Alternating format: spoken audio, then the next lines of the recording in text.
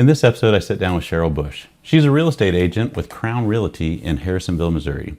Office is right on the square, which means she's right in the middle of it all. We take a quick little tour around the square. She shows me what's up, and we get to enjoy some of the Easter plantings that all the businesses are doing.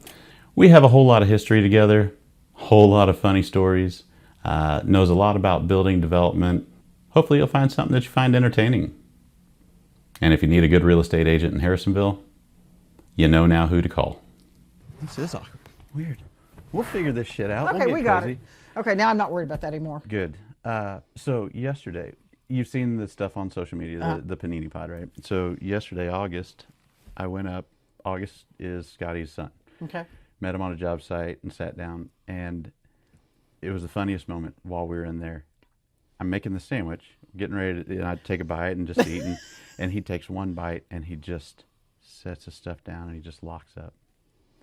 And like we're still talking and stuff, and I was like, "Sandwich, everything okay?" sort of thing. And he was like, "Oh man, I just realized that I am deathly afraid, like mortified, to have me eating on camera." Like he just had this moment. I can't do like this. He was like, I can't do it. I can't do it. so as you're like, our video, it's just. Because okay. it does. It gets. Well, I'm used to doing them with Lindsay, and I used to do them. I see you all over the TV. They're all over the computer. So yeah, We've kind of been having fun doing those. I'm glad that. So several things. One, I definitely wanted to talk about just the stories that you got, the developers, the builders, the relationship. Like, I know we could go on for hours and days with all of the history, right? And so it's hard to even extract for me, like, which story do I want to come down here and ask you to talk about? Well, they all make Larry look like an idiot. So.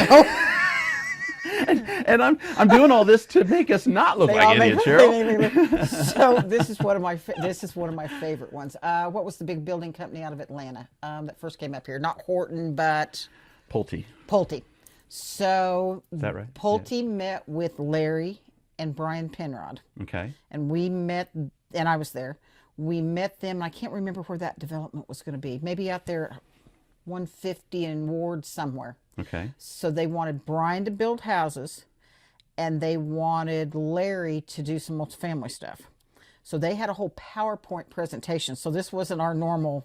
Right. This is way, this is way above the bar napkin. You got it. Gotcha. We got it. So at the end of the day, they didn't want Larry to build his normal stuff. They were going to choose what they wanted Larry to build. And Brian. And he said, no, we want some stuff with some panache. And I could tell by the look on both their faces. They're like, huh? So we get out to the car, they're laughing. Of course, now both of them are mad. It's like, if I can't build what I build, I'm not doing it. You're right. Either Brian or Larry said once, he said, when they said that panache stuff, he said, I thought, wasn't that green pudding? Like, boys, that's pistachio. But I knew in their mind, I saw the Larry look and the Brian Penrod look, and I'm like, panache threw them bad. And I really wasn't sure what they were thinking. Both, they're like, oh, I thought, well, that's that green pudding. No, none of my stories make Larry look like a brain surgeon. But somehow. Oh, no. So I guess I should start. Where are we and what are you doing now? Like, I know how our relationship was, or where we met each other and all this stuff. One, I want to hear kind of your perspective and what you're up to today. Like how we connect. Okay. A little bit about that, and then what you do. Okay. So I think you know the Larry story. Oh, so I was. But they don't. No, they don't. But I don't know if you know. So I sold lumber and trim. Yep. And then Larry became my client on that big building that he did with John Evans there on 291, kind of by default. It was the lighthouse. The lighthouse building. The restaurant, there was a steakhouse that went into it, the one right there next to the at-home. Yep, that was the building. Yep. So I had worked at Porter Lumber before that in Blue Springs. Larry was there, but Larry was he working for Courts, and he was working for one, but he was in there all the time. Maybe Daddy, I don't know, he was working for somebody. So I got to know him then, and we started playing golf then, all that way back. Then when I left there and went to Complete, then he was not my client. He was Richard somebody's. And then somehow they got that so screwed up on that building that I kind of got him by default. Okay. I mean, it was going to be $75,000 over, and he didn't want Richard there anymore. So I kind of got that by default. I can imagine the words over that. After that, I don't know that it, oh, that's when the fourplexes started. Yeah. So Crown did the lumber on the fourplexes, but I did the trim. So that's how that started, because I was at Complete. And they didn't really know. I ordered, that Magic Woods was still in business. I just ordered like a bunch of trailer loads worth of doors, and we kept those trucks out there. I don't know if they really knew I was doing that, honestly. Wow. So then I was doing that. Then Larry was going to start those fourplexes, or Newberry. He was going to do Newberry, and they had been they'd put this. His timing was perfect on this. Mm-hmm. There had been a moratorium on building permits for about close to a year. Oh, At least some of it was just that far behind, so you couldn't pull any building permits anywhere. No more until we get caught up. We get some infrastructure. We're growing too fast. So there were some subdivisions that had lots that were pretty much sold out. So there had been no lot sales for a year. Just about the time that Larry got those lots ready, that's when that moratorium got lifted. We sold all those lots. That's a true story, off a piece of paper, a plat at Hillcrest Country Club. You could either buy 1, 3, 5, or 10.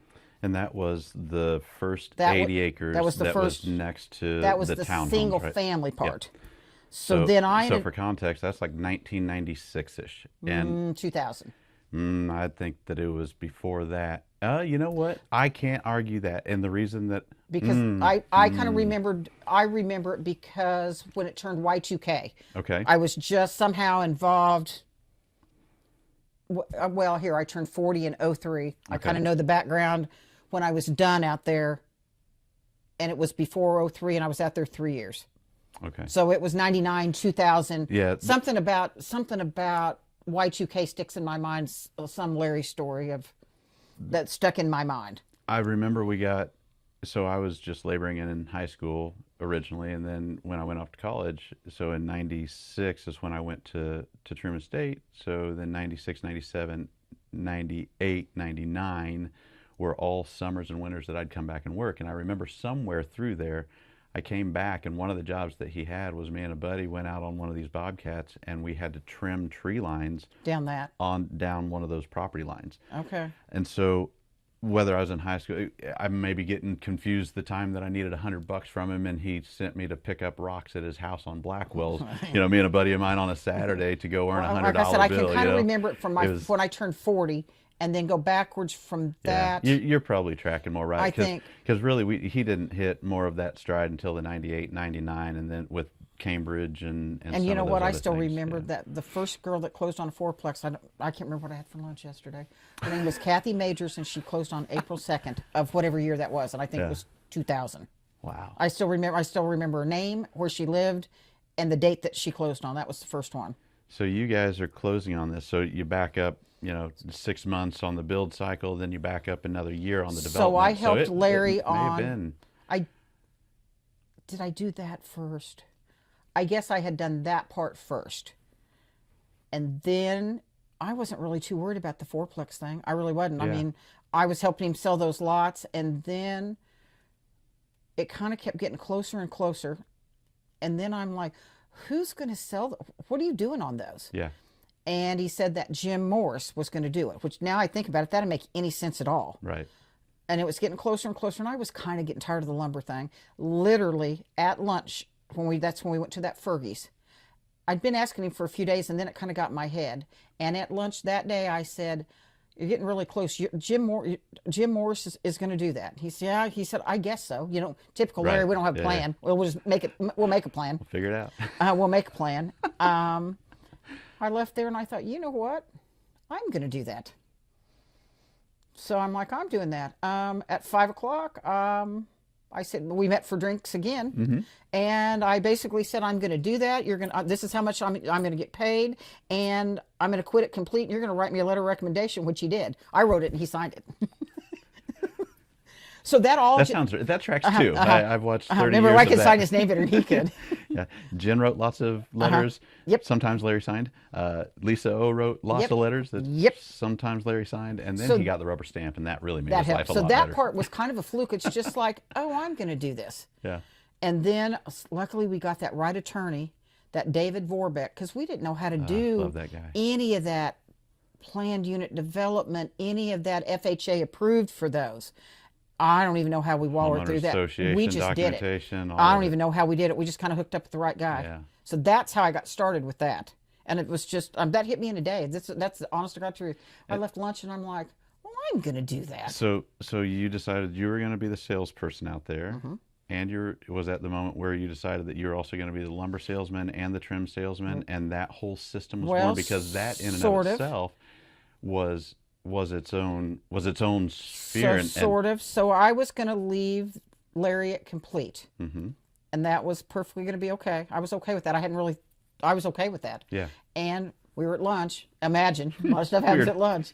We were at lunch at Struthers, and I got two parking tickets that day for staying in the same parking spot for Like 4 9 hours. hours. Yeah. Yeah. When I got out to my car. Well, it was lunch. When I got out to my car, I had 2 parking tickets when they used to mark tires. We're in there, and Jeff Sorensen's in there eating lunch. So he stops by, and I don't even know. Larry's getting ready. It's not too far from starting. I don't know what he said. What are you doing that and whatever. And he just looked at me and he said, when you're done, come talk to me. So I'm like, okay. So I did. And he's like, don't do that. Don't do that. I'll cut you. You do this, he can have this, that slush fund, however we did that. I was not even thinking down that. I don't know. I was going to be perfectly fine with doing this. So that was Larry's brainchild. I know it was just Jeff Sorensen's brainchild. Okay. Yeah. Jeff's So brainchild. he knew what we were talking about, and I'd worked for Jeff before. Okay. He's like, when you're done, come talk to me. So he said, why don't you do the lumber out of here? It's a package. We know how to do it. Right. We're doing a bunch of them, and whatever little formula and Larry didn't care. I think that's when Larry had to write me the letter of recommendation so Complete wouldn't be mad. Gotcha. I think that's what that letter was about. Oh, that thing's on me. Is that bugging you? No, I was just going to be my necklace. I think I might have gotten pinned in there. That's when so that's how the lumber thing got cooked up. And that was just a fluke. If I wouldn't have seen Jeff at lunch, I would have never, that's how everything happens in Larry world. It's how... It's how everything's ever happened my whole life with Larry. I mean, Yeah. when I worked at Complete, we used to have to we had real sales meetings. Yeah. And every year you had to make a business plan and how much you were going to sell and how you were going to accomplish that. Okay. Well, it's the day of, and I hadn't really thought about it. Larry said, Missy, just tell him you're going to go to better bars next year. Okay. I'm going to go to better bars next year. That's my business plan. That's my business plan. I'm stepping up from the house Merlot to the actual bottle that I know the name He's like, of. just tell him you're going to go to better bars next year. So all that, I look back and I don't even know how all that even happened. But the wild thing, I listened to Larry talk about kind of some of the stuff of what he learned from Sal, and the every dollar, every square foot has a dollar, and, Yep. and you tell the trades what you're going to pay them, and coming from that sort of thing to now here's this world that salespeople are always a part of it, and he's like, well, I mean, what the fuck do I need a salesperson for? Was literally his mindset over and over and over Well, they again. sort of didn't. I mean, once that got That's rolling, it, because it and, was same. that Send was, me the that was same thing. JD and the old Ruffin boys, the one that when you stuck your head in and said, "Are we going to eat lunch?" right there before he was going to kick Larry's ass there in that trailer, and you opened the door and said, "Are we going to have lunch?" And that cut the Al and JD. Yeah. Okay, so at some point, Kreisel. yeah, at some point they told me it's like, and Lee was the other crew. At some point they Yeah. were all like, if you want to help, you just don't. So they'd call. They both knew. They just call ahead and tell them we want this building on Tuesday. Mm-hmm. I didn't do anything except pick up a check at some point in time. The thing that amazes me, and when I look at the 30 years of what we've done and what Larry started and those sorts of things, which is what was my foundational upbringing, like in construction anyway. I'm watching these systems that he has, but they're all managed up here. He was I knew what was going on. I would show up, and if these things weren't, then these are the people I yell at Yep. to get them, and then I figure out, and then every day I just do this, and then next man up, next man up. Yep. And he ran all of that for so many years, for 20 some years out of his mind. Like when you go back to even Yeah, because he's not a paperwork guy. no, when you go back to like the 80s and what he was doing for He's- Tony and for all those same guys, and Daddy-O, like all these cats, like he didn't have a paper system. There surely wasn't any computers, but he was still generating this activity Well, because he was finding these systems and those relationships of saying, no, Yep. no, that's stupid. We aren't going to do that. Well, and- do this. It makes it easier for everyone. And that worked out with Ross because Ross had a bunch of tax credits. That's how that worked out to buy that land. Yeah. And he'd been married to Ross's daughter, and that's how that all came to be. And then they were scared to death to pay, they paid $1 million for that property. Yeah. And again, that I can't even imagine that Jim Morris. But again, I don't know. They hadn't thought about it. We're gonna have 160 units, and we don't really know how this is going to work or who's going to do it. Yeah. I'm like, I'm going to do that.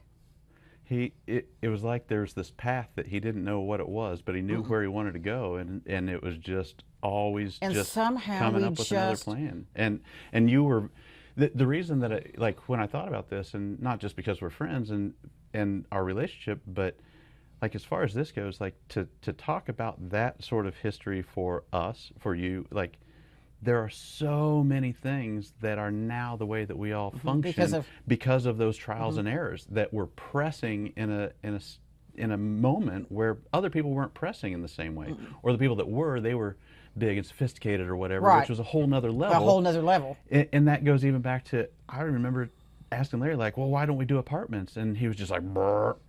And I can take that same mindset and be like, well, this is why I don't like doing these commercial Yeah, we videos, don't- because it's because my lack of knowledge. And I'm like, nope, I'm good here. Yet we constantly kept growing, and you'd fight this and then be like, well, I got up here. Oh boy, I learned those lessons. And it's been this hard knocks. And then eventually just figure out what you're good at and keep going.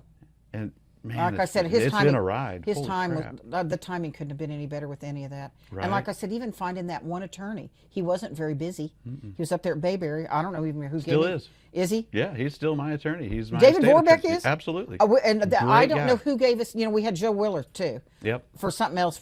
I think we were in more trouble, bigger trouble. Yeah, I don't think that I'm not sure if he's still around. Okay, he probably's not. And you know what? I don't know who recommended. Hell, I don't know. Maybe I just picked somebody out of the phone book or walked in there. We pick you. That would have been Larry. Right. I was like, why would you ask me shit like that, Missy? All right, so I know how legitimate that is, because it's the same way that you picked the subdivision names for, like, Wine bottles. That one's wine bottles. just wandering That's through. that's what Foxhorn. He and I Arbor walked. Mist. We walked down. We went to the liquor store, and he walked. We decided on, and we needed to pick a subdivision name, and then street names or something, or narrow it down. So he walked down one aisle. I looked that way. I looked that way. We picked our top three, and we mixed them, and it ended up Foxhorn won. And we were going to give that for bottles for closing gifts, and it was about $7 a bottle, and it was affordable. Yeah. Yep, that's how we picked it. You walk down that side, I'll walk down that side, and we'll throw our top three out, and we'll pick from that. Yeah. That commercial thing, that's named out of a golf magazine. No kidding. Up there for that last commercial phase there at Hamlin, and I can't remember the names of those streets, but think about it. They're golfy. The J.P. Kryman one? No, that was the one the commercial side of Newberry. Oh. Yeah, I'm feeling Okay. on it. I know. What I you're can't talking remember about. the streets, but I picked that was out of Golf Magazine. That's awesome. So it's, Chris- Big marketing department. Yeah, but well, Stan Christmas calling. It's like we need I don't know. You got to kind of go something. Give me some names, Yeah. and I'm like, Larry's like, I don't know, pick something, Missy. I'm like, I'm gonna pick out that golf magazine right there, and I did. I can't remember what they're called, but look, they're golf names. Yeah, they're that's out of a hilarious. golf magazine. I'll Yeah, that do was our one right marketing by. department. I'll make sure that I know that. Yep. Report on that. Yeah. So, got the lumber stuff set up. You're now doing the sales at Newberry. You sold the first unit, getting it closed, and you had all the lot sales that just quick. Now we're into the townhomes, and now you've kind of set this whole other thing on whole other flywheel in motion. We get into South Gardens and on and on. So then, so I know why. let's keep going. I know why I knew it was 2000 because then 9/11 happened, and that was in 01. Yeah. And we were. I was at the Groves. So I know 2000 was the year, because then 01 hit, and we were going pretty good. And then that happened, and that sort of changed everything. Okay. And then after the first, and maybe interest went to 8%, which seems crazy now, but Right. Interest, or maybe interest went up a little bit, but 9/11, nothing's ever been the same after that either. So then it kind of slowed down. And then that year at Christmas, right after the first of the year, we had one unit left in about 6 or 7 buildings.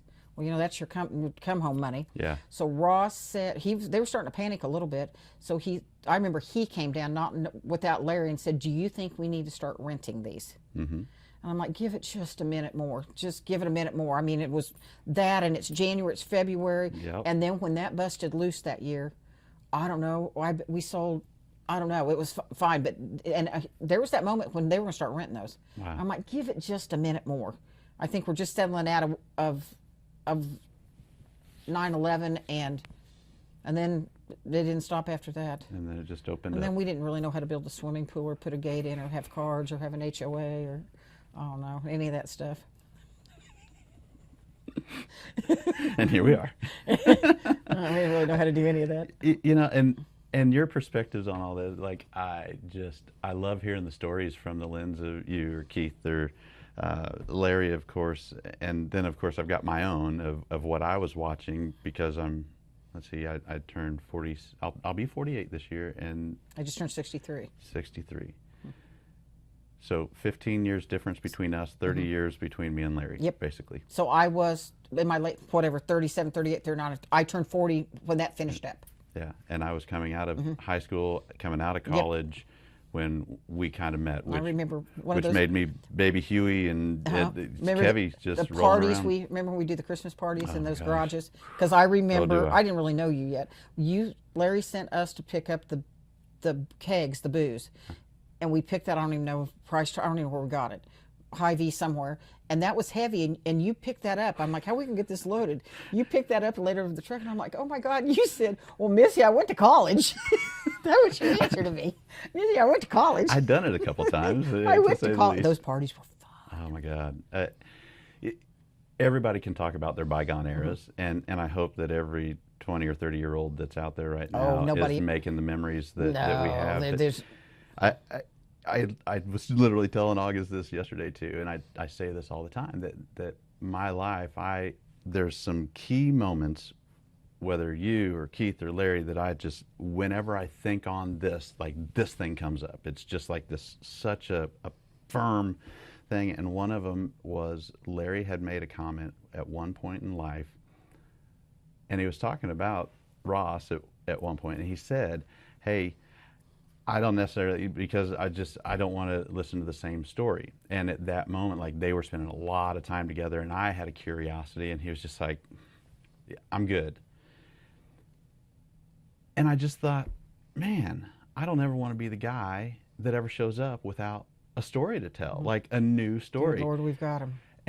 And we have story after story. And then it even came, I was listening to a podcast last night, and I came back up and I was telling my wife, I said, something I just listened to that just really resonated with me, that this guy on this podcast was kind of saying the same thing, that he measures his life, that if, in his mind's eye, if you're doing life right, you're going back to your work week after living your adventure. Like, your rest and recovery is this, to go earn the money to go out and do the adventure. And so every weekend with Keith going to the lake, and just all hours of the night, and cramming 10 pounds of shit into a 5-pound bag all the time. I don't even know how we did it. That's what I'm saying. I golfed Monday night. We weren't going to miss that. I think I was supposed to be off on Wednesdays, but that never worked out. I guess because I liked it, and we were having fun. That's it. It had to have been. I mean, it was a fuel. job, and I'd get tired of it, but I look back and think, wow, that was a lot. And we were up late, and remember, it is Larry, and this next thing was, were you with Missy last night? I will, Larry's in Aruba. I will, 100%. So the story, Larry leaves on vacation for the first time that I've ever known. Like, And left you in charge. Left me in charge. And me to watch you. And this was, I graduated in December of 2000, so this had been like maybe summer, spring of 2001. So I had worked part-time for him off and on for 5 years, and I had my first full-time real big boy job. and so he leaves the cat's away, motherfucker. Like, we went out and I'm sure did everything that needed to be done. Larry's in a room. And the Kevin, phone it is rings. Larry. And I just like, half days. Oh, yeah. And it's just talking. And I hear this Larry. Like, yeah. Now Larry's in Aruba. And all I hear is, "This is Larry, you drunk motherfucker." And I was just like, and then he said, "Were you with Missy last night?" Yes. as a matter of fact. As a matter of fact, I was. So Yeah. Oh, there's thousands of them, it seems like. remember that time I had that big rental car? It was like a boat. I don't know where my car was, but it was. We went to the boat. We went to the boat in that big boat of a car. Oh, I know when it was, Kevin. Yeah. We stayed out all night, and then on the way home, you went, and that's when you. That was when I proposed. went to Kennedy's, wasn't it? Yeah, that next morning. Uh-huh. Yeah. Yep. Yeah. Yep. And somehow I had some rental car that was about as long as this building. And it's like, let's go. And that was that. Oh, That was the night that, if I remember right, like, no, we'll get you home in a little bit. But what's your PIN number again? oh, that was a different night. Oh, yeah, whatever. That's a different. That kind of That's all what. run That's together. what she said. Wouldn't it have just been easier to have a cab bring her back to Lee Summit and meet the cab and pay for the cab instead of going up there and getting her in your pajamas and coming home 5 hours later? I'm like, Kevin, you stand there and try harder. What are you? Where are you going? Cheryl needs something. You try. Where's she at? Harris. You try harder. So maybe not all the best decisions for certain things in life, but the stories. And even Keith, like, I'd come back from school or we'd come back from whatever, and I'd be sitting down, we'd be going to lunch or whatever, and like, he'd always just show up and he'd be like, "Well, God damn it, Kevy, boy, you've always got a story." And I'm like, "Yeah." Oh, they're endless. And they really They're are. endless. That's why I say we could sit here for days Oh, just they're going endless. over. I mean, those are just the tip the of ones that iceberg. stick out in your mind. Oh no, they're endless. So we get through. You're doing the lumber sales. Let's just keep on moving on, because hell, we still got 20 more years to. Which I know part of it's going to go a little bit quicker because there's huge gaps and changes. Right. So after that was over, There was a wild ride that basically led up to. well, and I knew that was going to be over at some point, but I didn't think about trying to. I don't know when I thought those people were going to move. Here, I don't think I thought about what I was going to do next, I guess. I thought I was going to get in real estate. You know, I got my license after it was over for the next project. Because you did all of that as an employee, or you didn't have to be licensed Well, then to we- sell the then we condos fig- then as we an employee figured- of the company. No, and we or figured something out like quick that, wasn't it? that I couldn't sell them all myself. Okay. So then we hooked. I was friends with that girl that she was doing that for Courtson. So she had her license, Okay. and we had our own contracts, but we could put one in MLS. So I'm going to say, did a third of those co-op? Probably a third of them did. Yeah. So we figured that out once we were in. Well, you know what? An agent called about when I was still in that trailer. Wanted to know if we paid a referral fee if they referred him to me. Ah. Well, I wasn't making enough. You know what I mean? Give anything away. Well, yeah. 500. Yeah. So then it's like, and again, we didn't really have a budget. We didn't have. Yeah. I'm like, hang on, this part's not going to work. So that girl, Natalie was her name. So she had her license, put one in. You know what? She'd just come out every 3 or 4 days and just sign all that stuff. So I didn't have my license. I probably shouldn't. Now that I have my license, that pushed creative. To the top. Yeah, we're just going to say that era. But we made there that was work. Still some territory that was unexplored. Yep. And again, I and didn't. you just truly, like, to say today's mind's eye. Yeah, we can unequivocally say we're on this side of that line. Right. But back then, and this line was like, Well, you didn't really know. And you didn't get on that side line on purpose. You just sort of did what you needed to do, Yeah. kind of.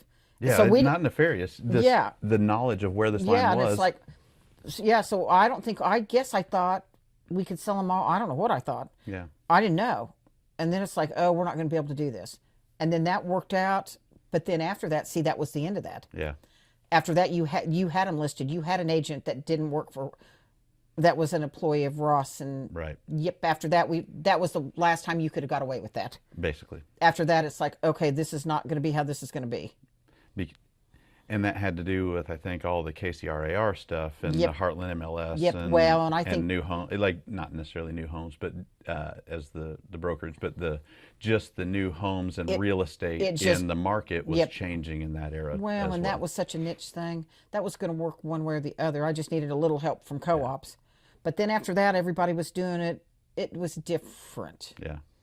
It was different. So we've got the sales stuff, the lumber sales stuff. Then we start getting back into lot sales, going back down to all these other little projects, the developments we started doing. And then at some point, I know we made the shift when we started developing in Kansas City. Rural View was the first one that I think that Okay. you weren't a part of. Was the end of that one. Yep. And again, that had to be real estate. Newberry, I lived right by there or whatever. Yeah. I'm not sure even if I could have done it the way I did it at Newberry. I mean, I'd be in that office at midnight, 1 o'clock in the morning. I have that part time I lived next door over there. So it wasn't, and in my mind, that's when Larry and we got crossways. But again, I don't know how I would have done that. I would have had to done it like a real job. Yeah. 9 to 5. I wasn't going to be up there. And remember, you guys got stuff stolen, right? Oh my God. And I knew this is how I knew I was burned out. I didn't know how to do it. It was going to be too far away. Mm-hmm. And a lady called and she saw the sign at the bus stop. Getting on the Kansas City bus, and that was my immediate thing of this is going to be a whole different group of people than what Newberry was. Yep. So you can't wander around out here, Cheryl, in the middle of the night. Yeah, I could have moved wherever I wanted. You know what I mean? I could have moved up closer to there, but I didn't want to do that. I didn't know how to do it. I didn't know how to do it that way. Yeah. And I don't think I wanted to at the time. So all the shit that was getting stolen, I'm living in wherever I was at the time. I think were you again? Harrisonville. Yep. Yeah, because in 2002 was when we did South Garden, Yep. so I moved in May then. Yep. And that was in like 2005 or 6. So, and I was the one that was on call basically for that sort of thing. So these break-ins would happen. We started getting to the point that we wouldn't know about them until the next day. So then we're like, well, we got to know sooner. So the alarms we would have, and we'd run an extra wire out to the air conditioner that was just a closed loop. So when they came in with the bolt cutters or the snips or whatever, it would trip that alarm. Silent, loud, all of the above. Well, then that call would come down to me, so I'd have to get up and drive up and do all the shit. And that happened a lot, didn't it? It happened more than what I'd like to say. Well, and you know what? The other day you had posted a picture of something, of a project, and I knew in the corner of that picture was that fence that you, and I knew exactly, I knew it's like, that was Royal Meadows. It was. And it was in the far back of that thing, and I thinking, what project was that? And then I looked and I'm like, oh, I see that bullpen. That was Royal Meadows. That's right. So Fourplex was the first building that we built out there, and that was where we learned the air conditioner trick. So we wired that. Then we had our little bullpen with our lumber or whatever, and it But that's just how I kept getting recognized in that picture. fence cut, barbed wire cut, just everything we did, right down to the point that we're talking to the police about, can we electrify this thing? Like, and they're like, yeah, no, somehow you'll end up going to jail. And I'm like, how the fuck? But that's the rule, so we didn't. But Larry got so sick of it that at one point in time, he actually went up there and stayed in the unit, in the basement, just to Trying to catch somebody. I'm like, what are you gonna do? Yeah, what do you Like, do when you catch them? They're still going to do it, or leave or come back. Right. You can't stay here forever. And so it's just that moment where it's like, well, that doesn't work. Me coming up from Harrisonville all the time, Larry, everybody getting bothered at this all the time. So that's when we decided, well, let's go get this police car from Nate Giacomo. I knew that. I knew. Like, and so now we have this Now, fake ass now- police car that now we're moving Larry's around. brother-in-law's. God, yeah, it becomes his personal ride vehicle at some point. Yeah, I mean, just again, you're like, there's no plan. We're making it up, and then I look around. I'm like, I'm sure somebody could have given us a plan, but what fun would that have been? Oh, Like, we wouldn't have listened to him anyway. I think that's the whole story, You right? should see them boys' eyes when they we suck at listening when to they people. started that PowerPoint thing. Like it was a real meeting. Yeah. And I could tell Larry's like, oh, we're immediately uncomfortable. We went to another meeting. Mike Plummer wanted to talk This to is us. worse than the timeshare shit. And Mike Plummer wanted to talk to us about something. And Peg, this is before I knew Peg real well, and she was at Realty Execs across the street from Grozo's. We had to be there at 2. Well, about 10 till 2, it's like, Skippy, we need to go across the street there. She's in a conference room, and this is it's a serious thing to her. Larry, we look at each other and it's like, your teeth are purple. I'm like, so are yours. In Peggy, that's back when water fountains, we took turns at the water fountain and go to get, and Peggy's like, what are you two doing? And it's like, our teeth are purple. So this was her serious business meeting, and there Skippy and I are unpurpling our teeth at the water fountain. And that wasn't from the bomb pops that you had right before. Like, So that's about how serious we took Yeah. that. And she wasn't mad, but this was a serious deal to her. I'm like, we can't be that serious. I mean, I don't know. We'll be there, but yeah. I don't know. You know, he's like, your teeth are purple. I'm like, so are yours. Yep. It's like, what are you two doing? Our teeth are purple. We don't want to look bad. Such fun. We don't want to look bad at your meeting. Don't worry about how I sound or what I do, but I won't look bad. And you know, that lunch thing, and this is the truth, that was actually, that's how Larry and I traded stuff, because it wasn't It was a meeting spot. well, yeah, it was. It, And it you know, was. It was a time that you we had guys. those Nextel phones, but we still faxed. It was long before all this other. So literally, he'd bring a pile of stuff to me. Paperwork, pile of paperwork, and we would. yeah. That was really the trading spot for stuff. Yeah, it was a very convenient one. Yep, we trade, and with either Everett's or Hereford House Garozos. or Grozos. I miss Grozos. All right. We spent a lot of time in Grozos. About once or twice a year, he and I will go downtown to Garozos. And we still like going to Salvatore's, but since Sammy When stopped Jennifer and I, opening we early- go to Topeka 3 times a year, my birthday, her birthday, and the car show, and we go to the one in Overland Park on the way there. That's what we do, and it's just and I miss it. yeah, same. Yep, Like we had a lot of fun there. it's different, of course, nowadays, but yeah, there's still something about it that Yep, not the same. but it's still fulfilling to go and enjoy. Well, because I eat the same thing as I did there. Oh yeah, same. And then remember, I was making some of that stuff. Oh, yeah. When we lived at the fourplexes. Remember when we watched The Sopranos? They don't call it Staples for nothing. Remember, and I was making, and I remember a thing I could make. I made that rigatoni Angela. I learned to make that. Yes. And it was good. And the shrimp dish that Yep. you made, holy Yep. crap! That was our family night on Sunday nights. I cooked and we watched that show. It was so awesome. Deadwood and Sopranos. Yep. Were like back to back in that era. Yep. Oh gosh, such fun. Yep, that was our stay home night. Remember that crazy Brandy girl? Was I it in, remember that, a and lot of them. Kevin, you know who I saw last night? Hillary. I knew you were going to say that. Hillary. She looks like she's 100 years old and has black hair. I would have never recognized her. Oh my Never gosh. recognized her. She said something to me. You know, I've got that voice or loud or whatever. So Yeah. she said, "Did you used to play pool?" And I'm like, and then anyway, I saw her. Then that made me think of all that. Maybe she'd say, "I got." I got him. I got him. You're like, Kevin, you want me? Time to go home? I got him. Remember, how do I remember this? She had like it was a leather jacket, like a black and orange leather jacket. It was And you know, like a Dale Earnhardt.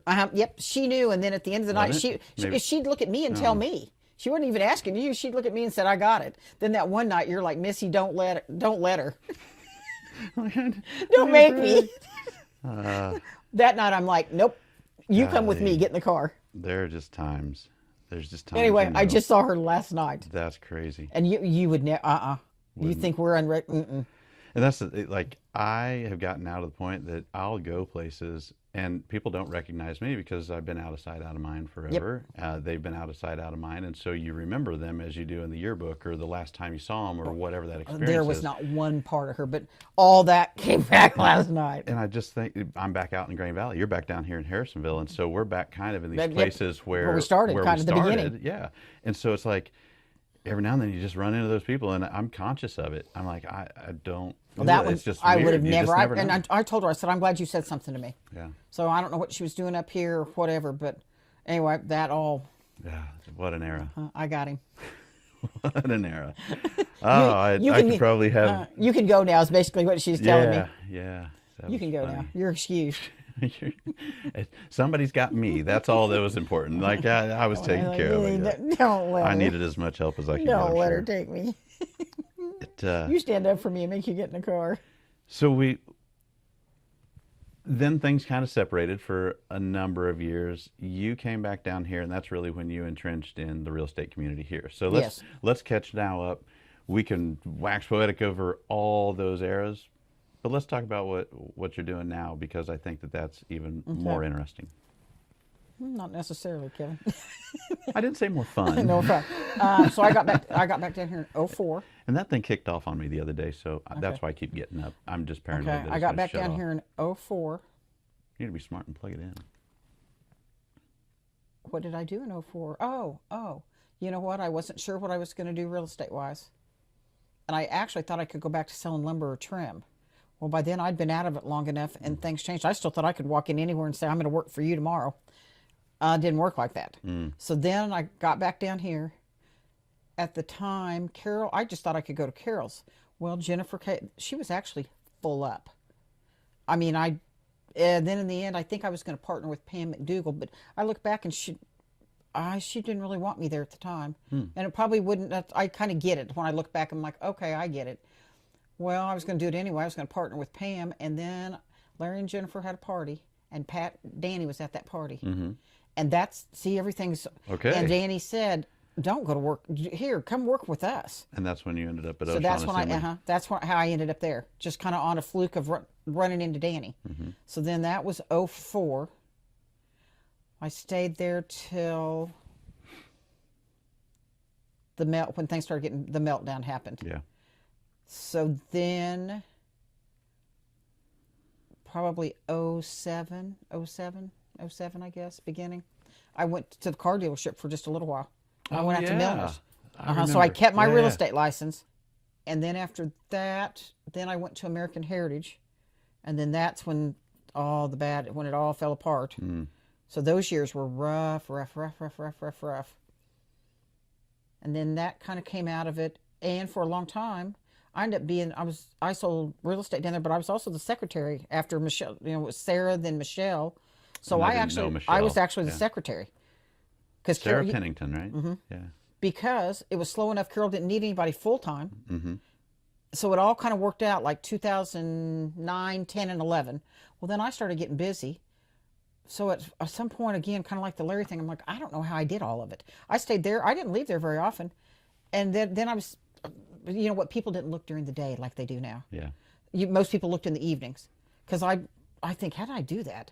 So then I was selling real estate. And then at some point, I knew I needed something bigger, a bigger company. And you know what? They had got here in 17. And I don't know, this just kind of happened. And this has been the total, real estate went nuts, and this has been the right fit for me. So you came to Crown in September of 2018. Oh my gosh. So you've been here a hot minute. Yep. How has it changed since you showed up? Is this the office? Is this where it started? They were, you know what? Gary Hozak said they were brand new. No agents over here. Nick's from Kansas. He's our broker. That's Gary's son. They just opened this building and thought if we build it, they'll come. They had we had a secretary, one agent named Joe Fester, and Teresa Ford, and somebody else. They didn't have anybody really. Well, when I decided I was ready to make that move, I knew Doug Bowes, through Brian Russell, and Doug was Lewisburg broker. So when I knew it was time to move, all those girls, 5 of those girls wanted to move with me. Right. If I wasn't staying, they weren't staying. Let's put it that way. Okay. So when I went over to talk to Doug, told him, and I said it may take me a minute because I had some closings, and it's just you got to work. It was going to be hard. Give me a couple of months. Yeah. And so then when I went back to talk to Gary, when I said I'm ready now, all 5 they inherited a whole office. 5 of us came at once. So Gary said, I was like, I don't understand how that just happened. A brokerage with a built-in brokerage. All of a sudden, we just got a whole, we just got us a company. Yeah. Yeah, so we all came at once. It's wild how quickly, all came at once. How that works. So then we went from, I don't know, just a couple of agents. And you know what? Joe was from the Kansas side, but he was trying to build this up because there was nobody in this building. Wow. Now we've had to add another, now there's 20 of us. Well, all the American Heritage, Cindy Greenwell and Lisa. Cindy Greenwell's here. No kidding. She came last September or October. Wow. You're obviously doing something different and something that people like. the office is, the culture is. It's just a whole different. So, what do you feel like that is that you have this? I don't want to term it success versus not success, but what's the shift? What's the difference in the dynamics without? And I definitely am not trying to cast me neither. stones, I know, right? but it's a bigger company. Okay. We're not bigger, but we're in towns about Harrisonville size. Yeah. Towns of about 10,000. It's kind of the top agents of all those offices are somebody that's pretty much local forever. Okay. And I knew Crown was good. We've got some girls that have worked at Crown, the secretaries. Secretaries don't stay. Right. Deanna's just retired. She worked for Crown 35 years. Lisa's been there 15. We got 4 or 5 agents that have been there 25, 30. I knew as many agents as stayed, it had to be good because real estate agents move like lumber salesmen do. Yes, they do. So I knew. So you know what? It's family owned, but yet we have good training. They don't I don't know. They're there if you need you, but they don't. Yeah. They don't try to run your business, or they're not involved. If you need them, they're there. How's that provide the fire? Like, in certain sales environments, it's here's your quotas, make sure, and here's the training. Like, right? Is everybody truly your structure just treated as it's your company? You got to pay me regardless. So a lot of them. Boo. A lot of places don't like part-time people. They're fine. You know what? And this is what I always think. Yeah. It's the top 2 or 3 agents at each office that probably pay the rent, pay the secretary. Here's my price, and it's going to be down here because here's the volume. So I'm gonna pay you a little bit less, but I'm keeping your lights on because I think in my mind that's how it works here. I can tell you one thing. It's a little bit different. But I can tell you one thing that kind of works for us heavy-handed. Is Nick, or my broker's a guy, so there's zero drama here. That's the truth. He wouldn't even understand. I mean, guys don't get it. Yeah. So So there's no drama because we got a guy broker. I swear to God, because all those girls kind of know each other, and you know how real estate girls are. I don't know a thing about that. Yeah. Enlighten me. Well, yeah. Enlighten me. So no drama at all. You know what? You would never know if something happened, an issue, if I wanted to tell Rhonda something, if you went and talked to Nick, nothing's discussed out. It's nothing. It's not nothing here's gossipy or. That's awesome. You don't even know how wonderful it is. You don't even know how wonderful it is. I'll bet brokers across the metro are going to hear this and be like, so that's the secret. So whatever you need. I think I might title this you want to know the secret to a successful real estate business? But a lot of them have women. You know what I mean? And they're just as successful, but especially for us. I'm sorry, not as successful. That sounded so fucking bad now that I played that back through my head. But you know what? Well, it worked for here because most of us came from another office that was a drama office. So that was how you worked in your mind. And in fact, when Cindy got here, I said, there's going to be some moment where you think you can't figure out what it is. It's because you're not worried about all that other stuff you worried about. What's the mood going to be when I walk in here? What's all that going to be? I said, you're going to hit a moment where you can't put your finger on it. Something feels like it's missing. I said, it's all that bullshit that's missing. Yeah. All that. You'll never have any of that ever again. Do you have, do they come with, clean systems and structures and expectations and kind of rules of engagement, or is it just adults being adults? Adults being adults. So we have a goal setting breakfast every year. They do the Buffini podcast, or the Buffini thing, the bold predictions thing. So we're dead serious. I mean, it's not structured, but yet kind of like sort of Larry World, but not totally, but the same mentality. I mean, just kind of here. So you use Buffini this is the big frame. This is the big frame, and you can do whatever you want in that frame. Gotcha. So we have that. We do a goal setting breakfast, and I think they do that. So that way you kind of set a goal for yourself, and I think they kind of look at theirs, so they kind of know how to plan too. Yeah. So I take mine dead serious. Yeah. I mean, if I'm whatever I write on that paper, I'm gonna make. So I think it's for us, and I think it's for them too. That way they can kind of gauge. It's okay. We're gonna have a 10 million, or we're going to have $100 million a year. Yeah. Then we have an awards thing. That's what all these blue plaques are, and all in my office that glare in your eye. I start taking them down, like here. So then we have an awards dinner once a year. That's somewhere nice. If you sell 2 million each year, mine's getting its new diamond in it. At 2 million, so they keep track. They put numbers out every month. Yeah. At 2 million of where you're at for sales. At 2 million, you get a ring. And the girl's ring you get the ring the first year, and it holds 9 more diamonds. So every year, if you sell $2 million, you get a diamond in your ring. Yeah. That's kind of a big deal. It seems like it wouldn't seems be, like it. but That's it is, pretty and awesome. that ring's really cool. Then at 4 million. So you said you're getting another diamond So I added. got here in 18 September. I did not have time to get my ring that year. It was September, but I've had my ring every year since. And at That's awesome. 4 million, we take a trip in April to somewhere, Mexico, I don't know, somewhere, some all-inclusive thing. At 4 million, you get that trip and a +1. Wow. So that big year, there was 90 of us a couple years ago. So it's coming up. Peg goes with me. We're going to, when it's free. I don't even really know where we're going. Yeah. People ask me, I'm like, I don't know, Mexico somewhere. I bet I'm going to go, and I'm going to have fun. So It's gonna they be so in they the have rain. those Yeah. perks. So that trip, that ring, we have good training. And it's clear. It's clear what your goal is. Yep. You've said Yep. it. We now have a company goal, Yep. and you know what you get to get when you achieve goals, and it's just And the first clear. couple years I was here, the trip got goofed up because of COVID. Yeah. So I didn't quite get the trip, but I knew people and some of them had worked there a long time at other offices. I could sense something. They knew each other in a different way. We kind of felt like outsiders. I couldn't put my finger on it. It's that trip. It's that trip is how you know people in a different way. Wow.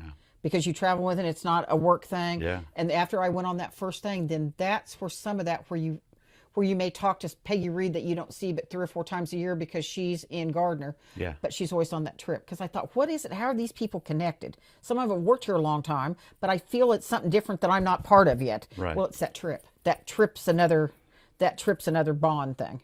I don't know. Gary Hozak gets on that plane and sits right in the middle, and he thanks you for coming on that trip. Right. He thanks you for coming on the trip. And we have 150 people that work for us, and you can run into him.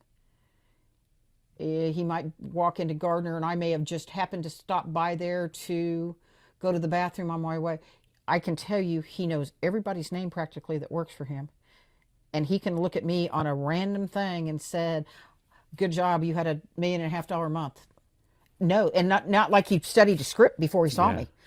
He knows. That's just what his. That's awesome. Yep. So they just have enough. So there is tons of things in place. Yeah. There's a group of us girls that go to the real estate convention. There's about 6 or 7 of us. We're in an Airbnb. I've been to Miami. I've been to San Diego. I've been to Boston. Last year it was in Houston, and it's New Orleans this next year. And there's about 10 of us girls that go on that. We rent an Airbnb. We pay for it, and does Katie pay? No, we pay our airfare. Katie gets the Airbnb. And again, that's the core group of girls I know from that. You're spending that time in those other environments that aren't just Yep. this. So Hozak has 2 kids, Nick and Katie. So Okay. Nick's my broker, and he's the chief technology guy. Okay. And then Katie's the broker of Spring Hill, and she's just kind of our everything girl. I mean, she's one of those girls. I don't know how she sells a ton of real estate and manages kind of all of us with all that. So it's family. So when as I've been growing up, there's all this pressure to work X number of hours. You should, in order to get this, you have to, and the grind and all this stuff. And I've always felt very guilty when people have you work too much, or that shame of being a workaholic. And I've really shifted from feeling bad about it or whatever isn't put in intentionally into my life, and going, well, the reason that is because I've surrounded myself with all the people that I love fucking hanging out with. The employees in the company, I would spend time with all of these, the trips, the friends, in other walks of life too, outside of. And so I know we spent a lot of time hanging around a bar stool, whether it was after hours, the happy hours, or Yeah, it's just sometimes who a we- lunch that just went it's on. just what we did. Yeah. But that became the place where people would come and go, and Yep. that was another social center that business happened, as well as the other real life human connecting that we were doing at scale. Well, and I'm like 60. I'm starting to get people ask me. and we're going to go wander around. I want you to show me People- some of the stuff about your people- world also. People start to ask me now Beautiful day out. if I'm thinking about retiring, and it kind of freaks me out. Yeah. That I would even be old enough to, but it's like no. I said I'm not even remotely tired of this. Some days, but overall, I'm not Yeah. even close to being tired of this. You know, it's like you're going to retire, you're going to slow down. I'm like, no. I mean, I don't know. It seems weird, and then I'm defensive about it. It's like, why are you asking me Yeah. that? What is it? Because and you know, I just got back from a little trip, but I don't know. I like what I do. And that's when you like what you do. All the posters on the wall say I like that. Find what your I do. find your passion. It's never a job. And like when I kind of look back, there were moments and chores and tasks that I know I've hated and just really bleh. But the overall, what I've learned is it's that people and the relationships and doing the thing with the people that you really enjoy. Yep. And I'm done feeling guilty Me about too. how much time is spent investing in that. Yep. When I know that also I am intentionally investing in the other things that are important. So for me, that's my family, of course. And Right. it has just become this liberating thing just to go, you know what? Suck it, brain. it's Like, like- I it's- don't care no, it's what like- somebody thinks I should or shouldn't No, work. it's like, and I'm not even close. Like I said, some days it wouldn't make any difference what you did. Yeah. But I'm not even. It kind of freaks me out when people start, and I don't get asked a lot, but people are starting to ask me. It's like, are you going to start to slow down any? And I'm like, oh no, No intentions. no, not really. Well, and this is such a. You don't get to pick how this all rolls out. That's right. I mean, And it'd so, be you nice know, if you make sold hay when the if sun's you shining, sold right? 3 houses every month and it was all balanced Ding, out. ding, ding, ding, But in, you know, it may be 2 months none, and when it was those busiest times, I might have. There's a time I had 12, 13 deals going at once.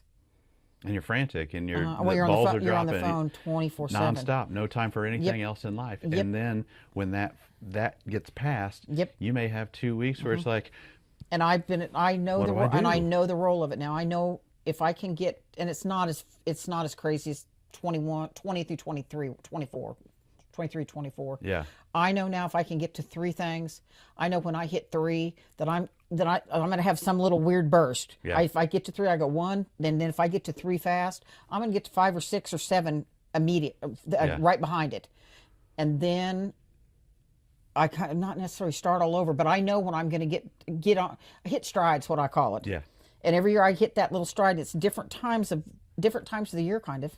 yeah. But I mean, it's like the sales funnel. There's the Larry mentality, and what I was learned. He said it's like a carousel or a Ferris wheel rather. He puts a project in, gets them started, and he says eventually those things come back around, and that's when they start kicking out. And so his mind's eye, his sales funnel, his project funnel had to do with how many jobs that he could shove into a hopper that he knew was going come to back generate later.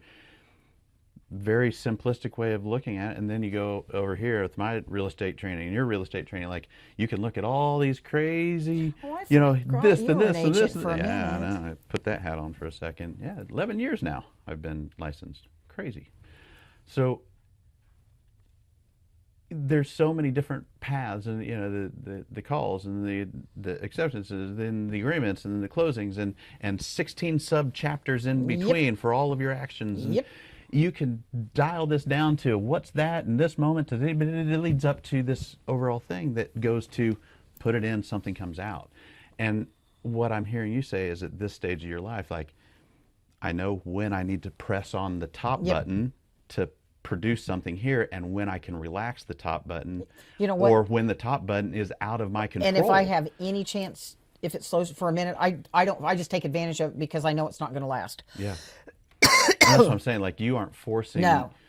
forcing the number of calls, but if No. you set yourself up that you're making 10 calls in the morning, you still make those 10 calls, but there are some days where 10 turns into 20 somehow because you have that extra. And we're big on relationships. Yeah. So, and the paid lead days, when you paid for Realtor.com, and those days are about gone anyway. Yeah. We never did that. If you wanted to do it on your own, you could, but that's not how we operate. Yeah. It's just watching the evolution of all this, knowing that you're an innovator and just always moving with the flow, moving with the current and not stopping.